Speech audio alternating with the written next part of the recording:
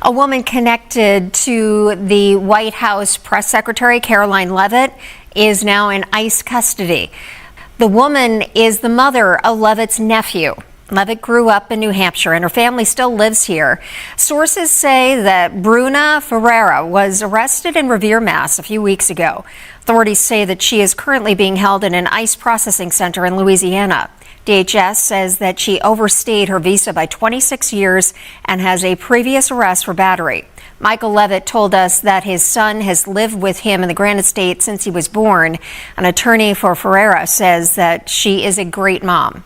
Bruna has no criminal record whatsoever. I don't know where that is coming from. Show us the proof. There's no charges out there. She's not a criminal illegal alien.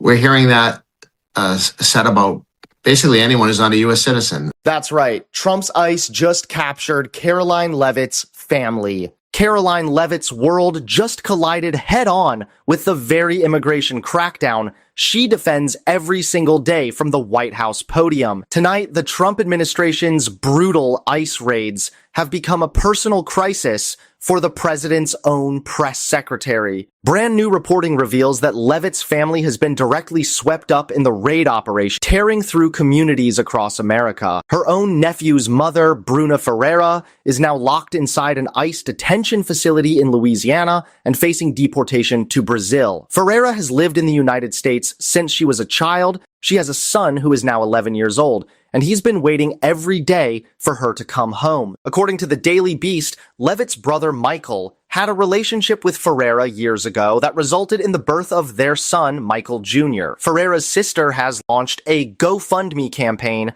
to fight the ICE charges and reunite the family. It has already raised more than $14,000 from people stunned by the situation. The irony is brutal. Karoline Leavitt has spent months defending President Trump's mass raids as necessary and righteous. Now the White House is insisting that Ferreira is a criminal, illegal alien, and that under Trump and Secretary Noem, every undocumented person is subject to deportation. Yet reporters have been unable to confirm the supposed battery charges federal officials are using to justify this detention. And Ferreira's family says she grew up here, played by the rules, and maintained legal status through DACA programs. Tonight, the Leavitt family is publicly begging for help, while the White House press secretary continues to defend the very system tearing her nephew's mother away from him. Bruna's sister says the boy is devastated and praying his mother will be home for the holidays. What was once political rhetoric has now become a personal nightmare for Trump's chief spokesperson, and the question now is impossible for her to avoid. When the ICE machine comes for your own family, do you still defend it? Earlier, a tense exchange erupted during a Senate Judiciary Committee hearing as President Donald Trump's judicial nominee clashed with Senator Mazie Hirono over the legality and enforcement of ICE raids. I asked the following two initial questions of all nominees to come before any of the committees on which I sit, relevant to the fitness to serve. So I'll ask these questions, and I'd like to ask all of you to respond individually, starting with Mr. Folks, and then we'll just go right down the line. Since you became a legal adult, have you ever made unwanted requests for sexual favors or committed any verbal or physical harassment or assault of a sexual nature? No, Senator. You recently reposted on your official U.S. Attorney X account a Homeland Security post that compared capturing undocumented immigrants to a Pokemon game using the game's catchphrase, quote, "Gotta catch 'em all."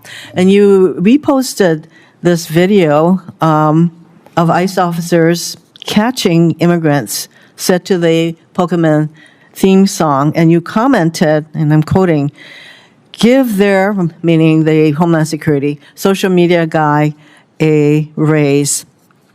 It's troubling enough, problematic enough, that all of us are seeing videos of ICE agents masked, no identifying marks or anything, engaging in raids in communities, sowing fear and chaos.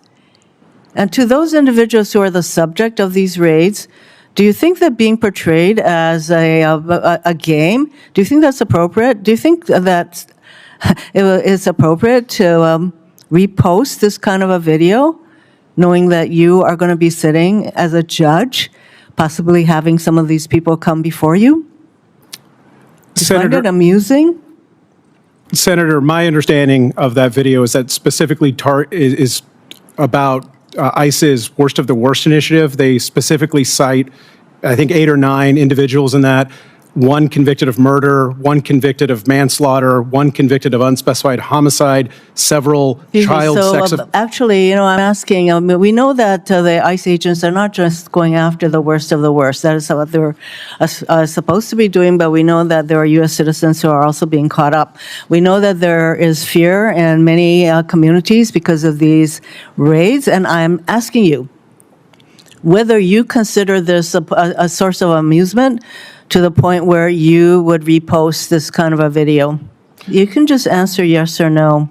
Well, Senator, again, the video, as I understand it, was specifically talking about the Worst of the Worst initiative. And so, having murderers and those that sexually prey on children off the street is a good thing. This is not, excuse me, this is not an opportunity for you to basically toe the regime's line. Let me go on, because obviously I do not consider it appropriate what the ICE agents are doing, sowing fear and chaos through our communities to the point where communities are rising up and protesting and doing everything they can to protect members in their community. Do you, Mr. Ganji, agree that the Constitution provides due process rights to all persons, regardless of citizenship status? Senator, due process applies to everyone. And as a judge, you would apply due process to everyone, regardless of whether they're U.S. citizens or not? Yes, Your Honor. Okay. I'm sorry, yes, Senator. Thank you. Throughout your career as a prosecutor, last question, you condemned attacks on law enforcement officers, and you even issued a warning in your district saying, "Let it be known, if you lay a hand on an officer, the Southern District of Texas will do whatever it can to put you in federal prison," etc. So you are very much against attack on police officers. Did the rioters on January 6th attack law enforcement officers? Senator, No. I'm sorry? Yes or no? Senator, my understanding from news reports is that there was some. I'm sorry, what? My understanding from... Did they attack law enforcement officers or not on January 6th? Senator, my understanding from news reporting is that yes. And so you also said that people who attack law enforcement officers are attacking the American system of justice. So would you say that the rioters on January 6th, who, by the way, all pardoned by President Trump, were they attacking the American way of justice? Senator, I can't offer my Yes or opinion no? as to a matter of public controversy. Well, I would say that since you say that people who attack police officers are attacking the American system of justice, I would say that January 6 rioters fit that profile or mode. Thank you, Mr. Chairman. That's all for today. Thank you. If you want global news to keep you up to date on any new developments, please subscribe our channel and forward our content with your friends on social media and email. Thank you very much for keep supporting me. Stay safe. Be blessed. Namaste. Thank you, God bless you, and God bless America.